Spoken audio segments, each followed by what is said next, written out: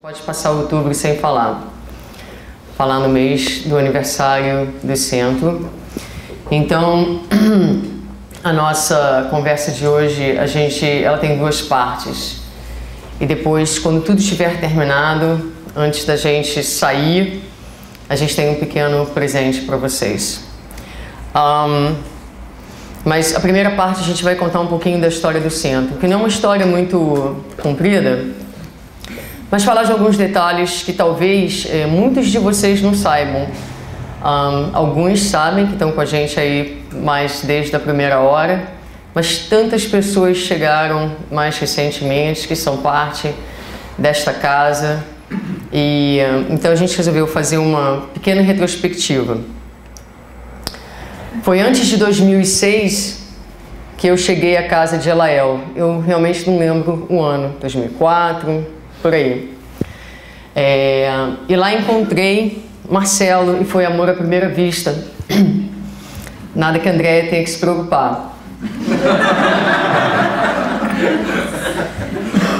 Então, logo depois que a gente se conheceu, a gente começou a confabular sobre a ideia de começar um grupo espírita, porque a casa que nos recebia não era uma casa que, apesar de ser um ambiente completamente amoroso e a qual nós temos uma história de muita gratidão, não era uma casa que seguia os moldes dos grupos espíritas como nós conhecíamos e tínhamos vontade de frequentar. Então, nós tivemos umas conversas preliminares a esse respeito e, em um determinado momento, a diretora dessa casa, que se chamava Casa de Elael, na 163, precisou se afastar e nos passou o centro. Nós, então, naquela época, decidimos que era necessário buscar um outro lugar, era necessário registrar o centro, porque o centro não tinha as condições legais.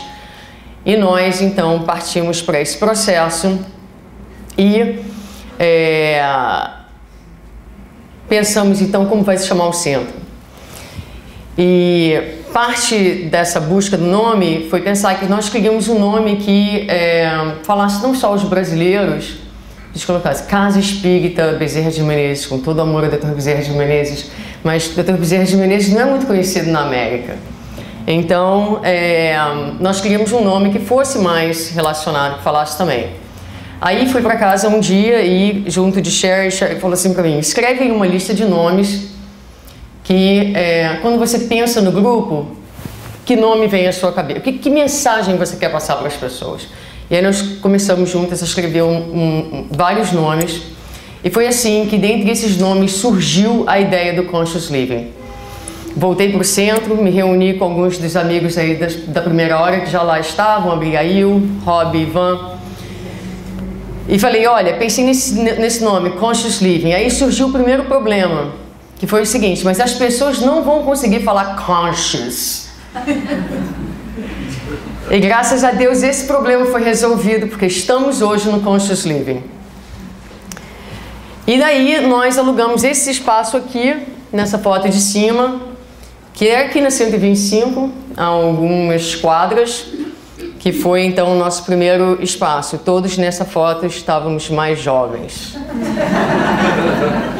Eu com bem menos rugas e bem menos cabelo. Aí você tem a foto de um dos nossos primeiros garage sales e uma festa junina que foi lá em casa. Então, alguns dos nossos primeiros eventos. E no passar desses anos, então, nós descobrimos, né, tem sido uma jornada de amizade, de trabalho, de festa. Descobrimos vários talentos, o Trio Maravilha. Querendo, eles vão cantar em qualquer festa que vocês façam. Várias celebrações de Natal, Natal em família, com vários amigos. E aí, antes de falar das fotos, o logo foi criado pela minha irmã. No Brasil, nós criamos um logo e eu liguei para ela e falei para ela, olha, eu queria um logo que passasse uma ideia de diversidade e de inclusão. Então, nós conversamos um pouco sobre a ideia do logo. Esse foi o primeiro logo que foi criado para o Conscious Living. Por volta de 2010, nós começamos naquele outro lugar em 2007. Em 2010, nos deram 2 semanas para sair do local e nós tivemos que sair. Então, passamos alguns meses sem ter um local e usamos uma sala do Cefa uma vez na semana para dar continuidade às nossas tarefas. Então, essa foto aí, primeiro que vocês veem, é o caminhão já vazio, depois que nós colocamos todo o nosso centro dentro de um storage. E aí foi o fim de colocar as coisas no storage. A outra foto é essa sala sem nada dentro, né? Então, nós fizemos um mutirão de amigos e tivemos o Orlando, que é um companheiro do Cefa, que ajudou muito na construção, mas nós pintamos esse lugar, por isso que está assim tão bem pintado. E, enfim, trabalhamos e foi uma experiência maravilhosa a gente ter colocado, feito tudo isso juntos. Foi realmente um momento que, apesar das dificuldades, fortaleceu imensamente o grupo. Uma das grandes conquistas foi não só a abertura, o estabelecimento do grupo inglês, mas também a promoção, a descoberta de talentos. Hoje, no nosso grupo inglês, que não tem nem tanto tempo assim, vários dos nossos participantes são... eu tô rindo que eu vou falar uma bobagem. Os nossos participantes são palestrantes da casa. Um deles, ex-marido da Abigail, e o outro, a marido atual da Abigail.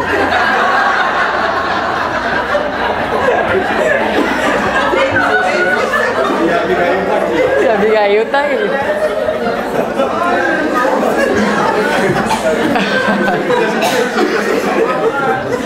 Mas não, Fabelina, eu não me dei conta disso, não foi de propósito não, agora eu me dei conta.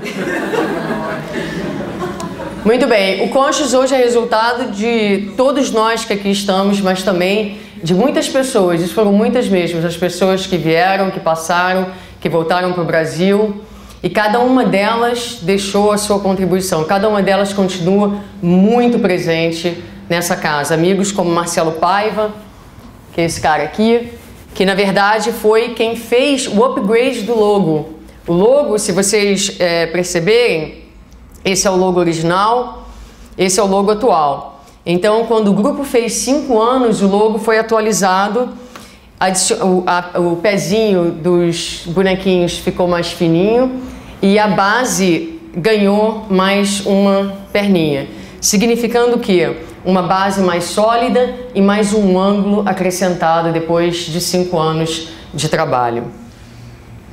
Então são os detalhes que talvez alguns de vocês não saibam. Também assistimos vários casamentos da Abigail, é claro.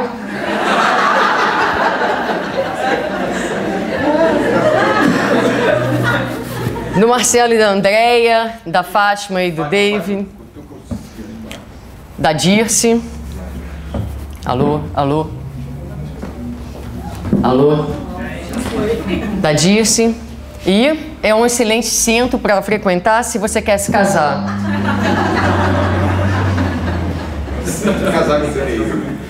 E fora isso, nesses anos a gente teve a imensa alegria de ver a nossa família se expandir, literalmente, com a chegada de espíritos amigos à nossa casa e de tantos de vocês. Todas as fotos roubadas do Facebook me levou um tempo enorme para fazer.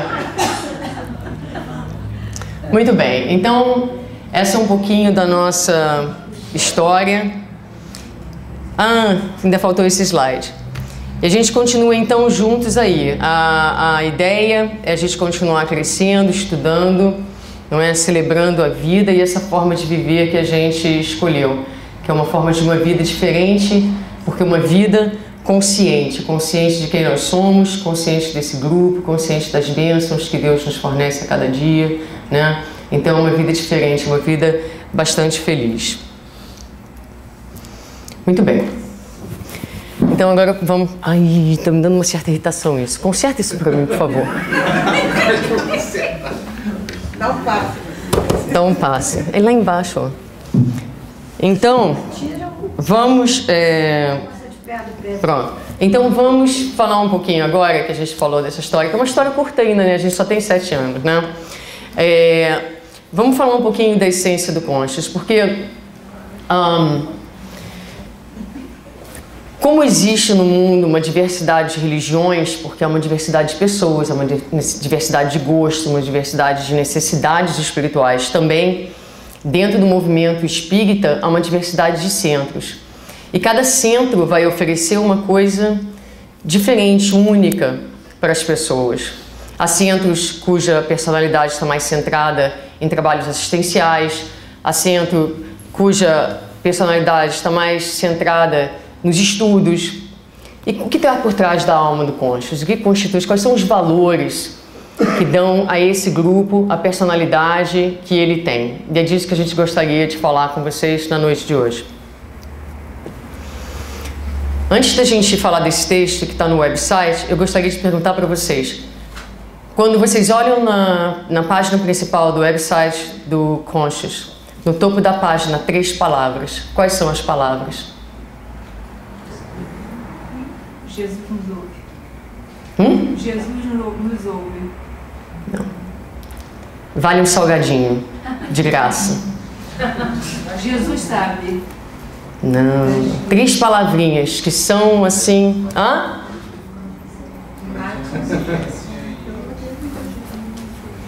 Dever de casa. Todo mundo vai sair daqui, vai abrir a página do Conchas. Esclarecimento, iluminação e paz. São as 3 palavras que estão no topo da página. Porque o grupo, o foco do grupo é realmente levar as pessoas o esclarecimento, através do esclarecimento e da prática, da vivência do esclarecimento, a iluminação interior e, através desse processo, o alcance, a conquista da paz. Então, para a gente começar a entender quem é o Conchas. Alguém já olhou no tab da missão do Conchas? Qual é a missão do grupo?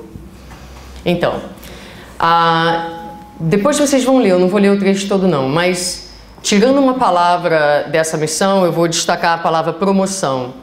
Então, uma das nossas preocupações centrais é a promoção de cada pessoa que chega nessa casa, através do crescimento espiritual, através da ampliação da consciência e através do trabalho de reforma íntima. Jesus é a referência, óbvio. O Evangelho é a referência. O Evangelho é um instrumento divino que nós temos nas nossas mãos para fazer essa jornada de auto-iluminação. Quando nós falamos de promoção, do que nós estamos falando, né? O que a gente espera é que quando cada pessoa que entre por aqui, ela descubra quem ela é, de verdade, como um filho de Deus, como um espírito imortal, como alguém que é único, que é especial, que é importante, que tem o seu lugar nesse centro, nesse universo, nessa vida, como alguém que vale a pena. Para que a gente possa começar a fazer esse trabalho de promoção de dentro para fora, no gerar desse sentimento de autoestima e de autoamor. A gente espera promover cada irmão que chega aqui dizendo a ele dos talentos que ele tem, das possibilidades que ele tem, para que ele, ao chegar e ser recebido e ser ajudado nas suas necessidades, perceba que ele é um mundo rico, com muito para dar, com muito para dividir e com muito para colaborar. Para que a gente saia daquela posição que muitas vezes a gente passa pela vida, posição de vítima, posição de coitado, posição de necessitado, para se sentir colaborador de Jesus, para se sentir como alguém que vai passar pela terra e fazer uma contribuição e mudar a sua própria vida e mudar a vida dos outros que estão ao seu lado. Cada um de nós tem esse potencial. Cada um de nós pode ser isso. Então, a ampliação da consciência de quem nós somos, o Evangelho como a ferramenta divina e a reforma íntima como a ação que vai nos levar a essa promoção. Quando nós falamos de centro espírita, a gente tem essas 4 categorias, não é? Lar, hospital, escola e oficina. Não vamos nos demorar nelas, o centro é tudo isso, mas quando a pessoa primeiramente entra por aquela porta, eu gostaria que ela se sentisse assim, abraçada. E esse sentimento é uma das características desse grupo. É o que a gente ouve as pessoas falarem, que elas entram no Conches e elas sentem essa energia de amor, de acolhimento. Essa é uma característica desta casa que a gente divide com vocês para que cada um de vocês, tendo consciência de que esta é a identidade que a gente busca dar ao centro, seja partícipe na construção deste ambiente, desta energia e desta identidade. Porque eu não posso estar na porta dizendo a cada pessoa que entra, boa noite, seja bem-vindo. Mas você pode. Você pode. Você pode. É responsabilidade de cada um de nós que aqui já chegou, que aqui já foi recebido e abraçado, criar este ambiente de familiaridade, de aceitação, das pessoas se sentirem queridas, incluídas, importantes, parte desta casa. Para que elas voltem. Voltem e possam ser atendidas nas suas necessidades, voltem e possam começar a se educar. O Dalai Lama disse, ao meu ver, criamos uma sociedade em que as pessoas acham cada vez mais difícil demonstrar um mínimo de afeto aos outros. Em vez da noção de comunidade e da sensação de fazer parte de um grupo, encontramos um alto grau de solidão e perda de laços afetivos. Então a nossa casa tem que ser um espaço de afetividade. Não é nunca demais a gente lembrar de dizer para o outro o quanto que ele é importante na nossa vida. Não é nunca demais nós darmos, às vezes, um abraço um pouco mais demorado em um companheiro. Porque todos nós, em graus diferentes, temos necessidade deste afeto, de nos sentirmos incluídos, de nos sentirmos parte de alguma coisa. E hoje à noite eu digo a vocês, a cada um de vocês, e eu não sei o nome de todo mundo, mas vocês são parte desta casa, são parte desta família. O centro é uma escola. A pessoa é recebida e ela então vai agora aprender, porque o processo de empowerment, não é? De ganho do poder sobre a sua vida, na conquista da sua felicidade, passa pelo entendimento, passa pela consciência, pelo estudo. Então, nós vamos convidar a cada um que chega a estudar, porque eu digo assim, você é um espírito imortal, e eu pergunto a você, esse conhecimento, no dia de hoje, impactou de que forma o seu pensamento? Impactou de que forma o seu sentimento? No dia de hoje, o conhecimento da imortalidade da alma fez que diferença no seu dia? Então é preciso que a gente volte e entenda esse conceito de imortalidade da alma em camadas cada vez mais profundas, para que o conhecimento se aprofundando dentro de nós, ele vire uma força mais poderosa para que essas ideias, ainda muitas vezes superficiais em nós, sejam ideias com potencial transformador, saindo da superfície e mergulhando de cabeça dentro desse conhecimento que é libertação.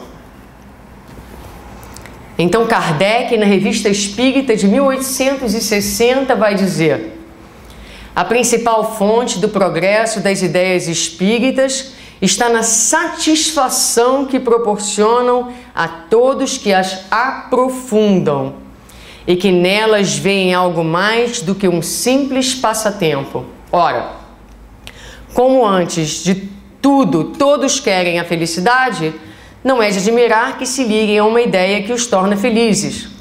A curiosidade, e aí ele se refere ao espiritismo, tem tempo certo. Às vezes a gente começa porque tem curiosidade, quer aprender alguma coisa, mas chega um momento que, se for só isso, aí a gente passa para outro interesse. Mas se não for, já não se diz da mesma coisa com quem se dirige ao pensamento sério e à razão. Então, para muitas vezes, e Kardec fala em outros momentos da Revista Espírita sobre os cursos, sobre as pessoas que vêm, que vão, as pessoas que não persistem. E o autor Gerry Roberto de Almeida, ele vai comentar: o indivíduo que se interessa seriamente e busca se aprofundar nos estudos permanece no grupo e é alguém que intrinsecamente já possui espiritismo no foro íntimo.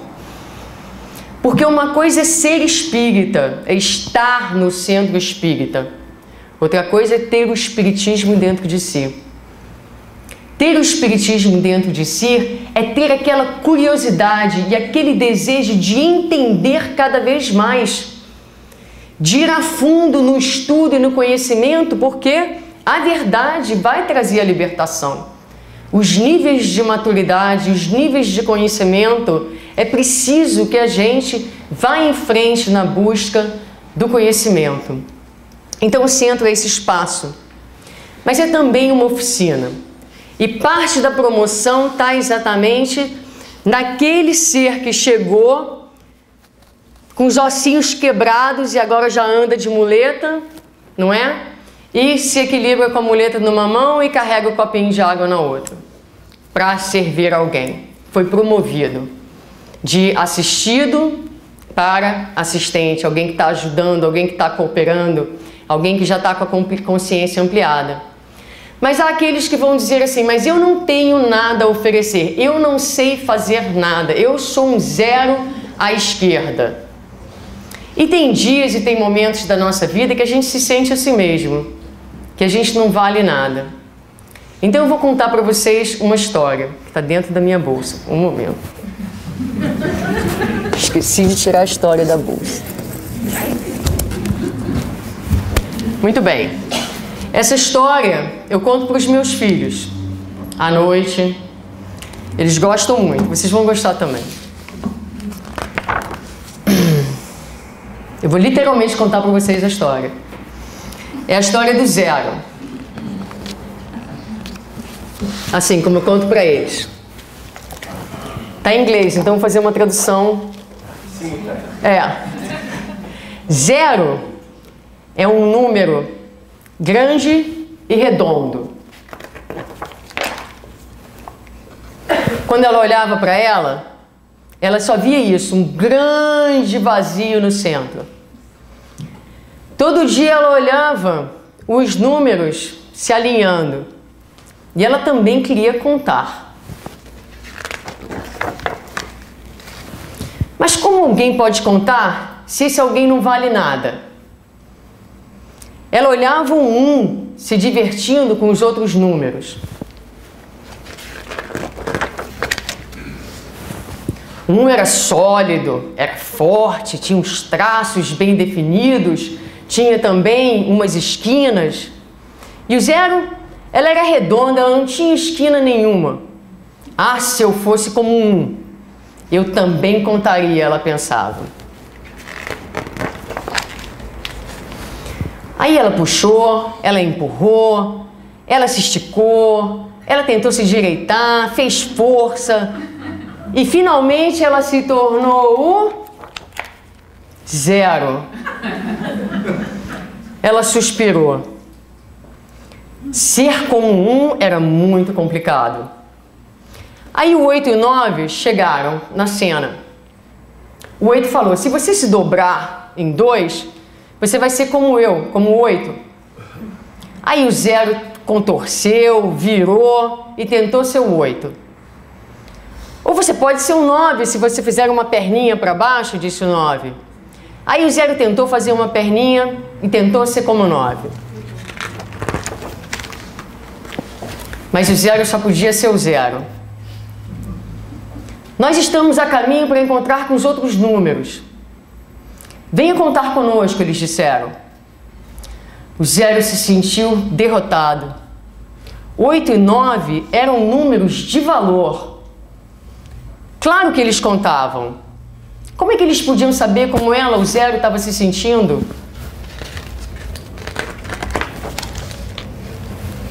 Aí o 0 teve uma ideia. Ela podia impressionar os outros números, e aí talvez os números dessem a ela um valor. Aí ela começou a fazer várias coisas. Começou a pular, começou a fazer gracinha. Ela fez uma grande entrada, foi rolando rápido, mais rápido, mais rápido, deu um salto no ar, bem em cima do 1, que derrubou o 2, que derrubou o 3, o 4, o 5, o 6, o 7, o 8, e todos terminaram em cima do 9. Todos os números caíram e estavam fora de forma. Não adianta tentar, chorou o 0. Eu nunca vou ter valor. Eu nunca vou ser contado. Aí o 7 chegou e falou assim: é o que está dentro que conta. 0 olhou para ela mesma. Mas e se não tiver nada dentro? Todo número tem seu valor, disse o 7. Seja aberto, você vai encontrar o caminho. De repente, o 0 passou a se ver debaixo de uma nova luz, de um novo ângulo. Eu não sou vazio, eu sou aberto. 0 correu até os outros números. Eu pensei em uma forma que todos nós podemos contar mais. Contar mais? Perguntou o 4. Conte conosco, disse o 7. Seja o líder, disse o 1. Todo mundo conta, os números gritaram. O 0 deu um pulo, depois um pulo mais alto ainda. Aqui alguma coisa que todos podemos tentar. Se nós ajudarmos uns aos outros, nós podemos contar ainda mais. Vamos contar de novo, começando com 10, 20, 30, 40, 50, 60, 70, 80, 90. E o que vem depois? 100, 1000, 10 mil, 100 mil, 1 milhão. A gente conta ainda mais, todos celebraram. 0 e os números começaram a explorar e a se divertir, trazendo mais valor para todo mundo. E neste momento ela olhou para dentro dela mesma e ela se sentiu inteira, aqui no centro. Essa é a história. E a mensagem dessa história é de que todo mundo aqui vale alguma coisa, mas a gente vale mais ainda se a gente se colocar um do lado do outro, não é? Então, esse é um dos sentimentos que a gente gostaria que ficasse bem gravado dentro de cada um de nós. Cada um de vocês tem o que dar e cada um de vocês vai adicionar e muito a quem nós somos e ao que nós fazemos. Ainda que você pense que você não tem nada e que você é oco no meio, se olhe de um novo ângulo, porque você não é oco, você é aberto, não é? E todo mundo vai poder acrescentar alguma coisa a quem nós somos e a nossa identidade. Mas há obstáculos na jornada. Vocês conhecem a história de Aquiles? Aquiles, havia uma deusa que se apaixonou por um rei humano. Tiveram um filho. A deusa percebeu que o menino trazia muitas qualidades humanas e se preocupou. Então, ela levou um menino todas Todos os dias ela levava o menino para esse lago e ia dando banhos no menino, para que ele se tornasse menos humano e mais divino. Só que um dia, era o último banho que ela ia dar no menino, ela sempre segurava o menino pelo pé.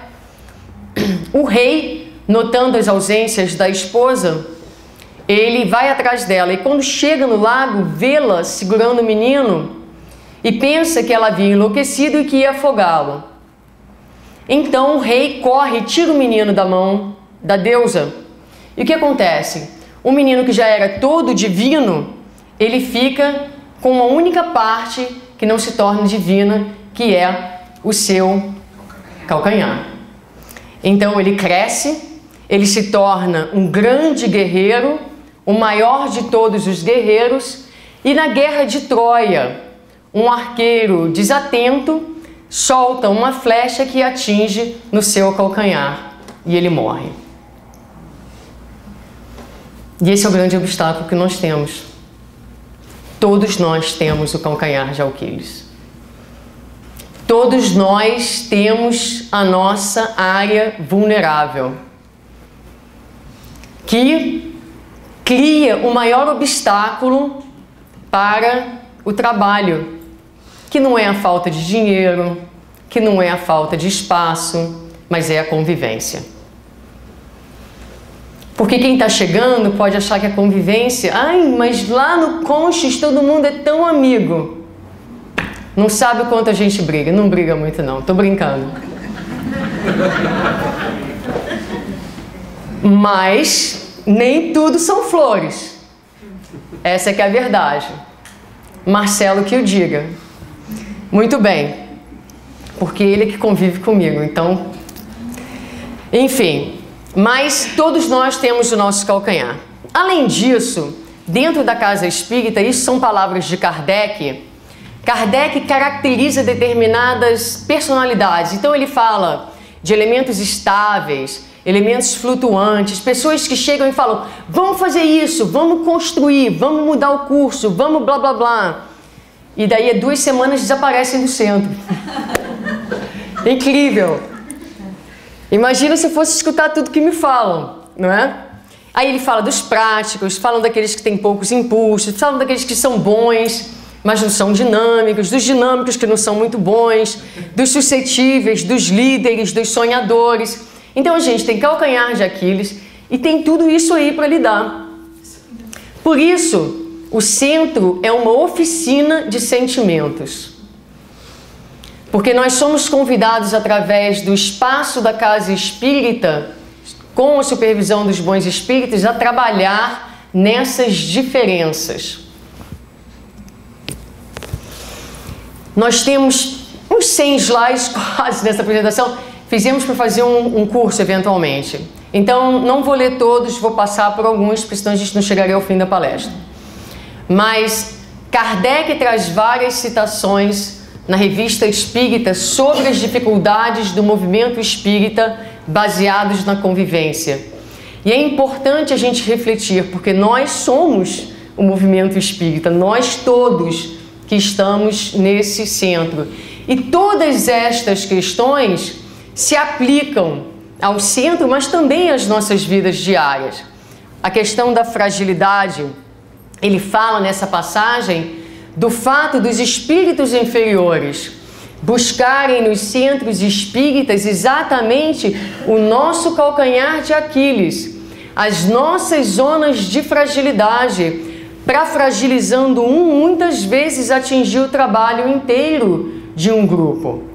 É importante que nós tenhamos consciência disso, porque se nos percebemos, às vezes, um pouco mais desequilibrados, é preciso que a gente pense, é preciso que a gente reflita na importância disso, não é? E tenha esse tipo de contexto nas nossas mentes. Kardec fala das intrigas. Ele fala uma coisa muito interessante. Ele diz assim, que é dever dos espíritas anular as manobras da intriga. Criar uma rede de intrigas sob o argumento de se estar defendendo a verdade é andar pela contramão da ética doutrinária. Então, intriga me faz pensar em fofoca. Intriga me faz pensar que de repente alguma coisa, algum dia não vai bem, porque nós não somos perfeitos. Então a Gisele se aborrece comigo e aí o que a Gisele faz? Ela vai e comenta com a Rob. Aí a Rob também não quer que eu fique aborrecida. Aí ela vai e divide com o Marcelo. E aí começa uma rede de intrigas, todo mundo falando, e a única pessoa que precisava saber do que está acontecendo não sabe, sou eu. Não é? Para ao menos ter o direito de dizer, olha, você me desculpa. A possibilidade, a chance de pedir desculpas. Porque a gente pede desculpas, muitas vezes, no transcorrer do caminho, porque pedir desculpas é muito bom. É muito bom, é muito libertador, é muito saudável. Não é? Então, a gente vai falar um pouquinho mais disso, da importância da gente criar no centro um clima de confiança mútua, de intimidade, de amizade, onde a gente perceba que cada um de nós é um ser incompleto. Todos nós somos incompletos. Mas nós somos completos se nós juntamos os nossos pedaços, as nossas contribuições. E nós somos completos se nós usamos a incompletude do outro como uma ponte, como uma oportunidade de crescimento para ele e para mim. Então não há nada de errado na nossa falibilidade, na nossa humanidade, não é? E é preciso que a gente perceba que, apesar de eu sei que eu tenho uma fama ainda, estou tentando trabalhar nela, quem sabe, eu fico pensando, quando eu tiver 85 anos, as pessoas vão falar, dirigente daquele centro era um doce aquela criatura.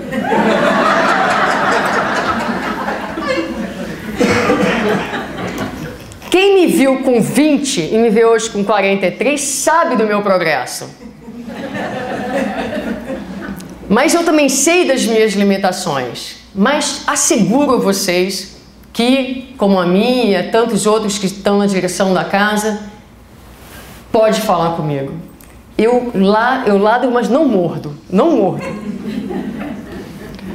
Conflitos de interesse. Kardec vai falar de conflitos de interesse. Fala da causa mais comum de separatividade dentro do movimento espírita, os conflitos de interesse, as possibilidades de suplantarem uns aos outros em proveito próprio, não é?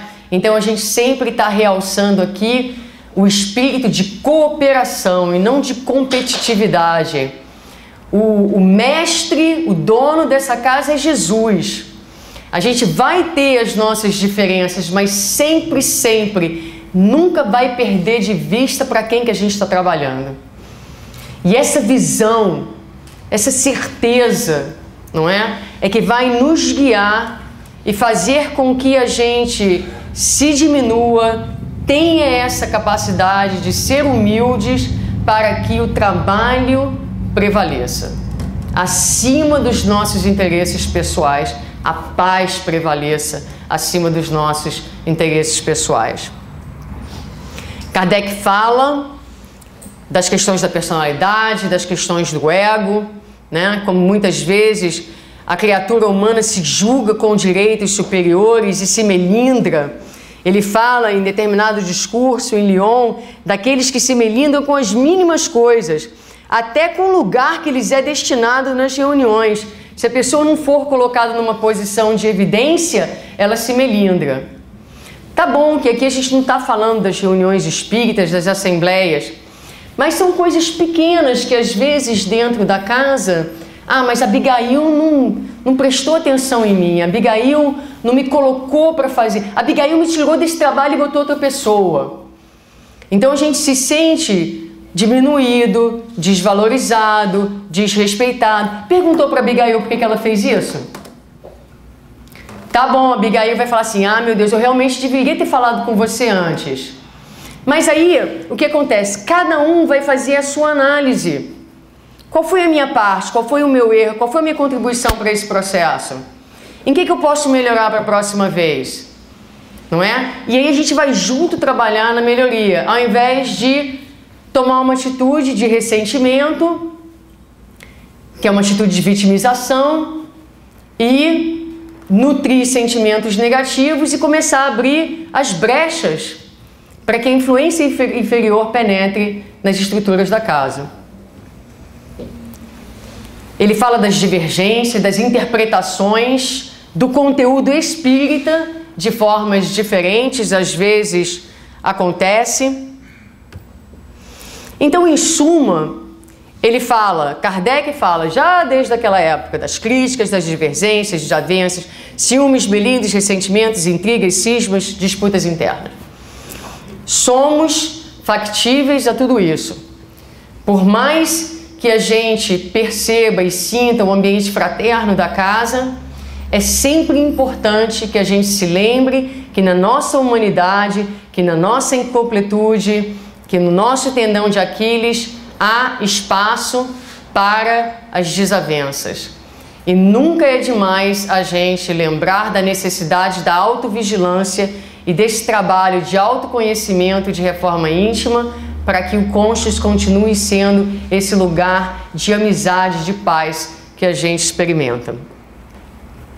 E aí Kardec diz uma coisa muito interessante em Obras Póstumas. Ele diz: se porém o Espiritismo não pode escapar às fraquezas humanas, com as quais se tem que contar sempre, pode todavia neutralizar-lhe as consequências, isto é o essencial. Então a gente pergunta a Kardec, como é que faz isso, senhor Kardec? Como é que a gente neutraliza, não é, as consequências? Então a gente não sabe o que Kardec responderia, mas a minha resposta é essa. A gente trabalha em determinados valores. E esses são os 3 valores que eu escolhi como os valores mais essenciais que a gente trabalha dentro dessa casa. O autoconhecimento, cada um que pergunte e responda a si mesmo. Quais são os traços característicos do meu temperamento? A autenticidade, fugir às máscaras dos modelos idealizados de perfeição.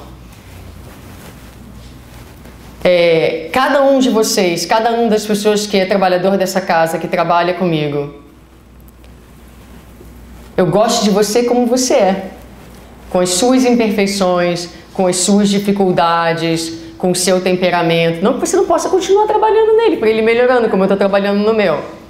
Mas o que eu quero dizer com isso é que ninguém precisa fingir que é santo. Ninguém precisa fingir que é algo que não é. Porque eu sou a primeira a não fingir. Quem vem aos cônjuges há mais tempo sabe que eu falo abertamente das minhas lutas e das minhas dificuldades, porque eu não quero que ninguém me idealize. Porque eu sou uma pessoa tão defeituosa e com tantas limitações como cada um de vocês que está sentado nessa cadeira.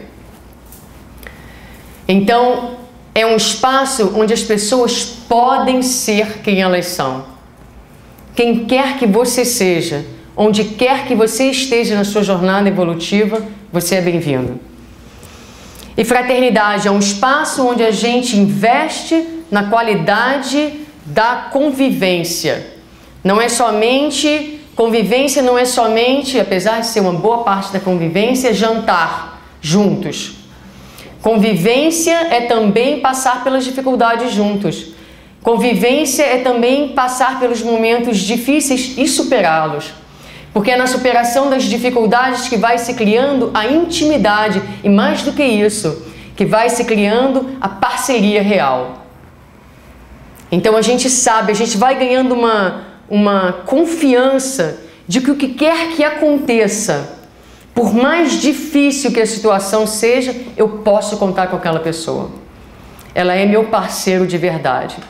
Então é isso que a gente busca construir. Parcerias. Parcerias com cada um de vocês. Falar um pouquinho desses sentimentos. Isso aí são os cartões que a gente tem lá em casa.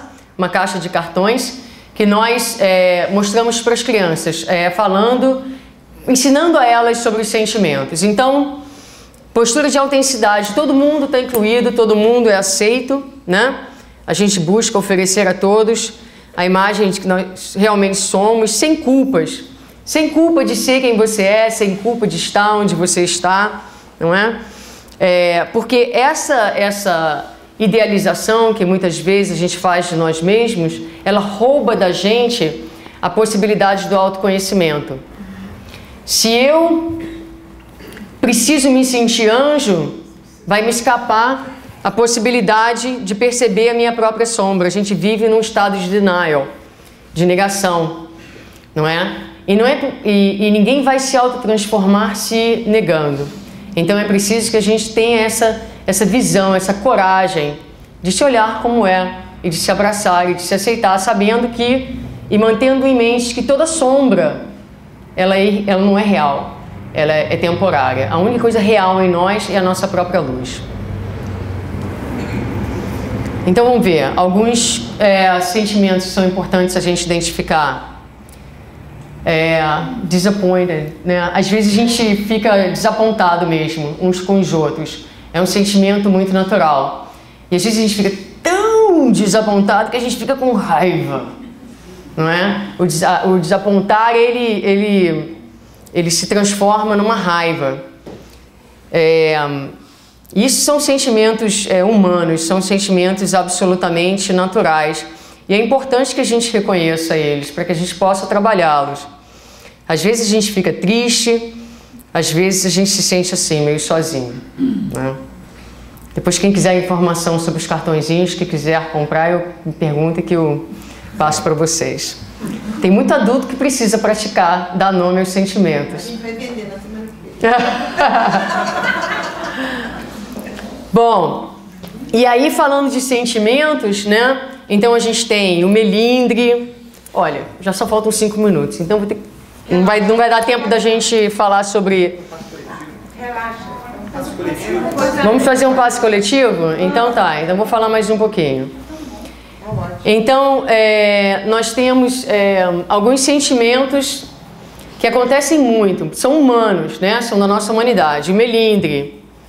Então, se a gente pode falar mais um pouquinho, eu vou voltar aqui porque eu tinha uma coisa que eu queria falar e não falei. Porque quando eu falei de ficar desapontado, às vezes a gente fica desapontado com o outro, mas às vezes a gente fica desapontado com a gente mesmo, né? A gente se desaponta. Então, recentemente eu tive uma experiência dessa, onde um dia eu acordei me sentindo triste como esse azulzinho aí e me dei conta que eu estava profundamente desapontada em mim mesmo. E isso aconteceu em relação a um evento que aconteceu dentro da casa. E depois eu realmente fiquei com raiva. Eu saí daqui para ali, mas o desapontamento, ele tem muito a ver com o fato de que eu tive a sensação, dentro da dinâmica do centro, de que eu havia desapontado pessoas que são muito importantes para mim. E eu tive que fazer todo um trabalho interior de perceber que esse é um sentimento que eu trago na minha vida desde que eu era criança, numa necessidade psicológica que a criança tem muitas vezes de querer ser perfeita para ser amada. É uma fantasia que a criança tem, de que se ela for perfeita, ela vai ser completamente amada e aceitada pelos seus pais. Então, nós tivemos o sentimento, eu acordei tão triste naquele dia. E eu agora dirijo meia hora para o meu trabalho e naquela meia hora eu fui pensando, mas de onde vem toda essa tristeza? Então é isso que o Espiritismo faz a gente pensar. Não há nada de errado nos sentimentos, eles são sinais que nos convidam a esse mergulho interno, a essa introspecção. Porque a gente sabe que a gente não é perfeito, mas esse é um processo intelectual. Muitas vezes os processos intelectuais não são suficientes para a cicatrização das nossas feridas emocionais. Mas muitas vezes o repassar das experiências, agora num processo de mais maturidade, que nos permite devagarinho fazer essa cicatrização de dentro para fora. Então eu percebia que naquela tristeza que eu sentia naquela manhã, havia, na verdade, a tristeza do momento presente, mas também a tristeza de várias camadas, de vários momentos outros da minha vida. Então é isso, era isso que eu queria compartilhar. A minha humanidade, não é? A minha incompletude, para que todos se sintam confortáveis com a sua humanidade, com a sua incompletude. E a gente vai se melindrar mesmo, né? Quais são as situações de melindre? Quando o sentimento de superioridade é desestabilizado por alguém ou algum fato, a pessoa se melindra, se ressente ou se magoa, caminhando alguns para o território da raiva. Então, nós nos sentimos ressentidos se nos sentimos ofendidos, injustiçados, desestabilizados, menosprezados, contrariados, diminuídos. Então, o ressentimento, ele é uma necessidade de proteção do ego. Todos nós temos esses sentimentos, uma vez ou outra, em algum momento. Às vezes, temos dificuldade de identificá-los. Estamos sentindo raiva, mas, na verdade, estamos ressentidos, estamos magoados. O nosso ego foi, de alguma forma, tocado. Então, é preciso que a gente pare e pense, não no que o outro fez, mas o que aquela situação representou para mim. O que eu estou sentindo que está me fazendo me sentir tão melindrado. Então, essa é uma lista importante para a gente manter. E é interessante que essa autora, que é na verdade uma psiquiatra, falando do ressentimento, ela diz que o ressentido é um vingativo não declarado. Olha que interessante, ela diz, é alguém que atribui sempre a um outro a culpa por seus agravos. O ressentido assume o papel de vítima e com isso foge das responsabilidades que lhe cabem no processo. É muito fácil ficar ressentido, não é? A gente fica ressentido e muitas vezes a gente diz que não pode perdoar, mas a gente não quer perdoar. Porque ficar na posição ressentida muitas vezes é agradável. Você é a vítima e o outro é o agressor. Então, o que o Espiritismo, o que a gente aqui realmente gostaria de convidar as pessoas a fazerem é isso. Você se machucou? Tem alguma informação muito importante para você sendo trazida na sua porta. Esquece o outro e mergulhe dentro de si mesmo. Aproveita essa oportunidade e percebe onde mora a sua fragilidade. Toma conta dessa área sua, não é? Para a gente ir devagarinho transcendendo. Porque muitas vezes, se nós vamos ignorando essas fraquezas, elas são fissuras.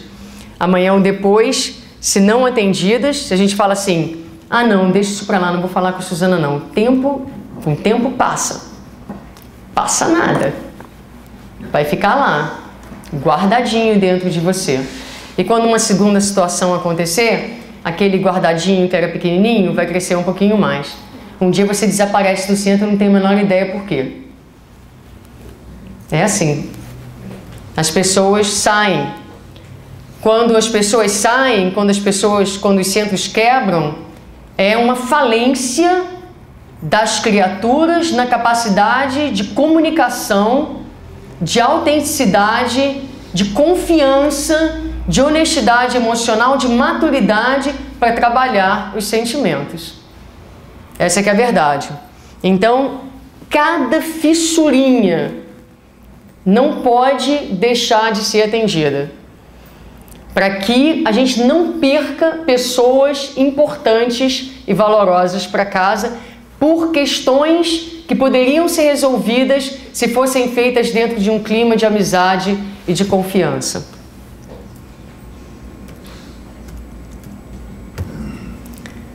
Muito bem. Então, olha, isso aí são reflexões de Allan Kardec, não são minhas não, mas ele fala do movimento espírita. Ele fala das atitudes comuns dos espíritas. Os espíritas fazem julgamentos implacáveis uns dos outros. Destacam o erro do outro, perdendo de vista o divino em cada um. É assim, o cara é bom, tá aqui na casa espírita, é um bom trabalhador. Aí amanhã ou depois ele pisa no meu calcanhar e aí ele se torna um monstro do dia para o outro. E aí eu não consigo ver nada além do monstro que pisou no meu calcanhar. E a gente perde de vista tudo de bom que aquela pessoa tem, tudo de bom que aquela pessoa é, e a nossa visão fica, limitada àquilo que o outro tem de defeito. Ora, Todos nós temos os nossos defeitos, mas é preciso que a gente busque ver o que a gente tem de bonito e foque nos nossos potenciais. Ele fala do comportamento não espírita e não cristão dos espíritas diante dos conflitos, levando ao fechamento, ao distanciamento, ao isolacionismo. Ele fala do estudo limitado a um espaço teórico. Estudamos, aprendemos, falamos, mas na hora que o conflito acontece, para onde vão? Todos os valores do perdão, da tolerância, da fraternidade. Quando Kardec fala das divergências, ele não fala de fazer do movimento de cada pessoa dentro do espiritismo igual, mas unida.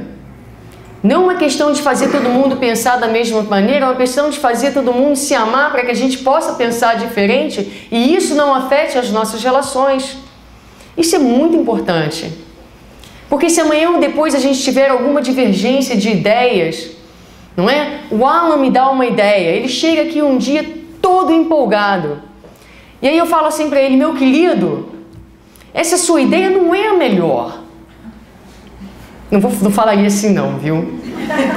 Falaria assim, ó, vou dar uma dica, falaria assim, ó, que ideia boa! Vamos, olha, faz o seguinte, vai para casa e pensa como é que você quer implementar essa ideia, volta e me diz. Mas muitas vezes, o que acontece? A pessoa chega com a boa vontade de falar alguma coisa pra gente, mas ela tem a visão daquilo que ela quer fazer, enquanto a gente tem a visão de todo o resto que acontece na casa. Então a pessoa não pode se melindrar porque a gente disse não. Não foi pessoal. Não quer dizer que a tua ideia não é boa, não quer dizer que eu não gosto de você. Quer dizer que eu não concordei com você naquele momento, mas eu te amo da mesma forma. Eu quero que você venha falar das suas ideias da mesma forma. E a gente vai percebendo que a gente pode pensar diferente, pode continuar sendo amigo, pode continuar se gostando e talvez a gente não vá realmente, no fim do dia, concordar. Mas não importa, porque a gente não precisa concordar em tudo para manter a paz dentro do centro, para manter a paz dentro da nossa casa.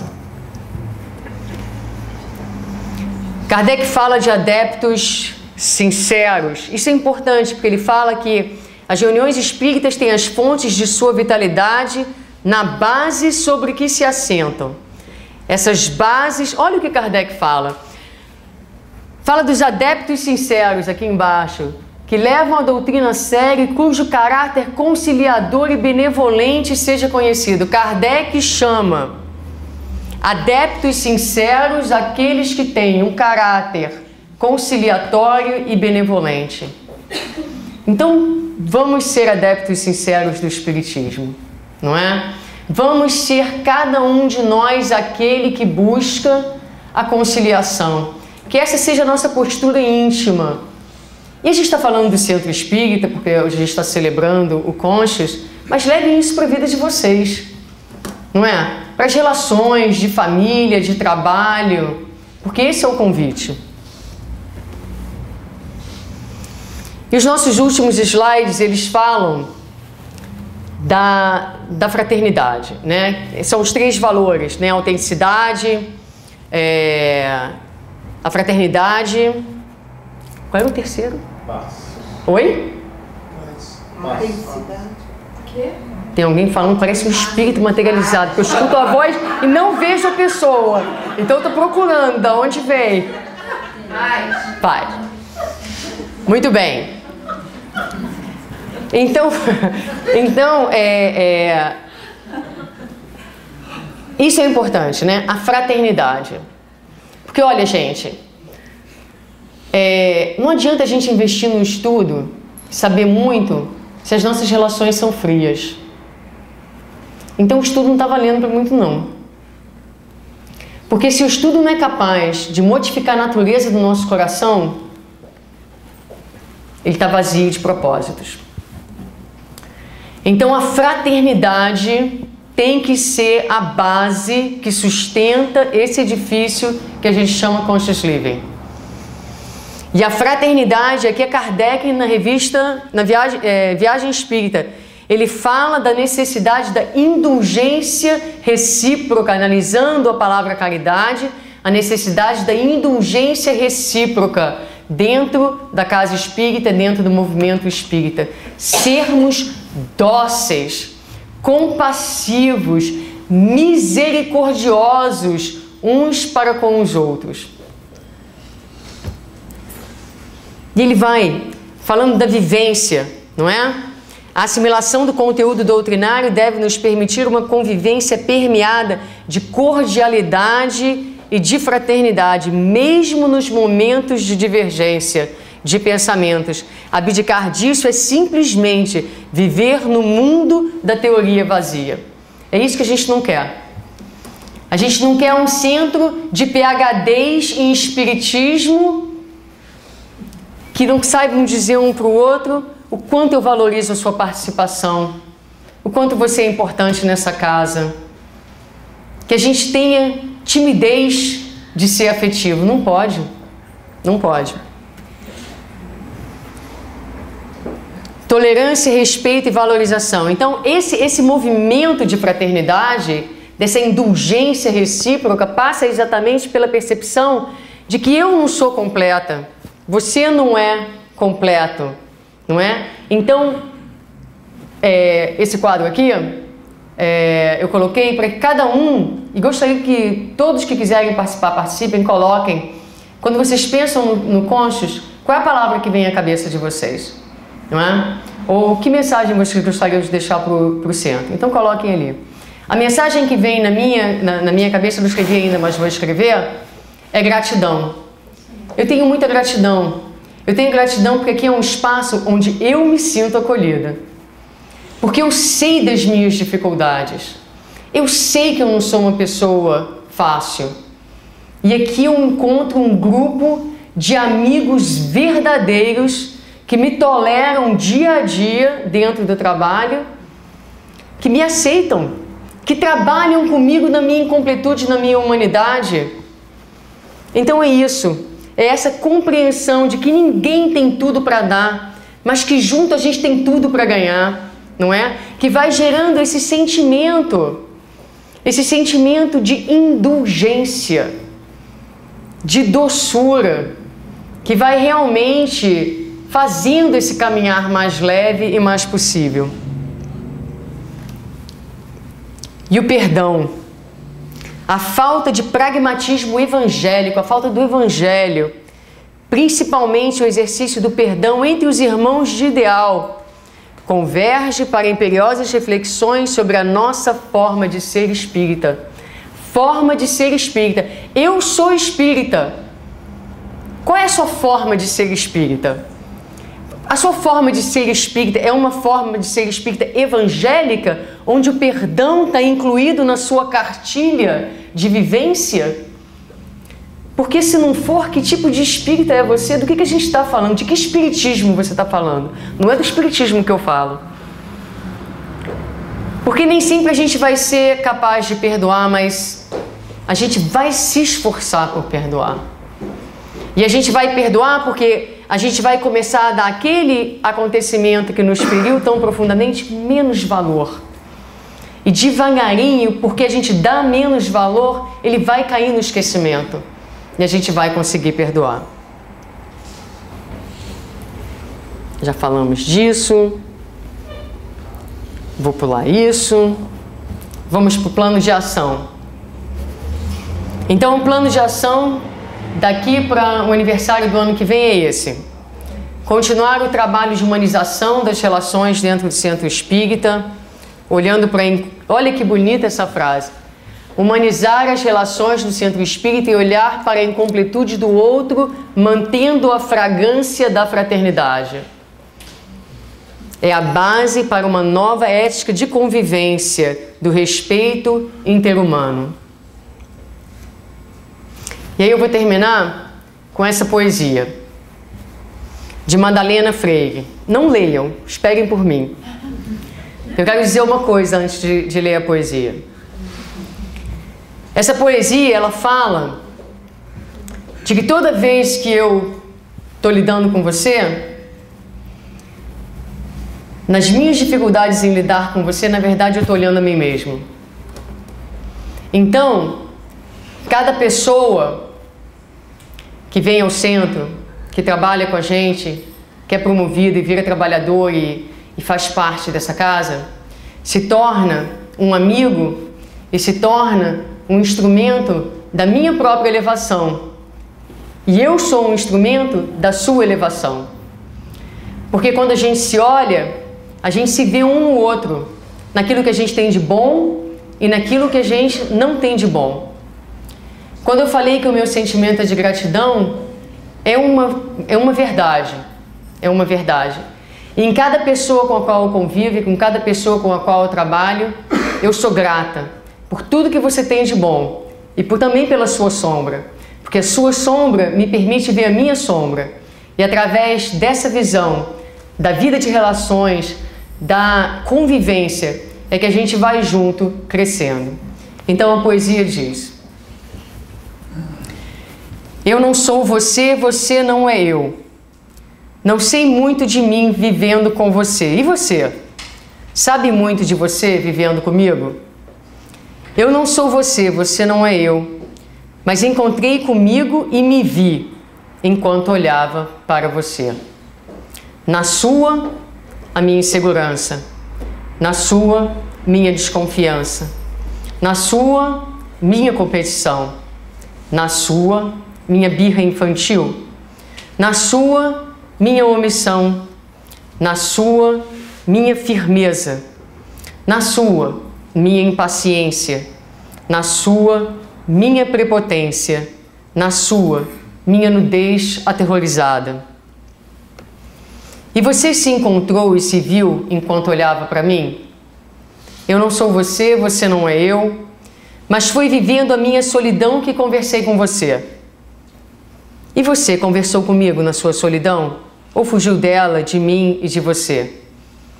Eu não sou você, você não é eu, mas sou mais eu quando consigo lhe ver, porque você reflete no que eu ainda sou, no que já fui e no que quero vir a ser.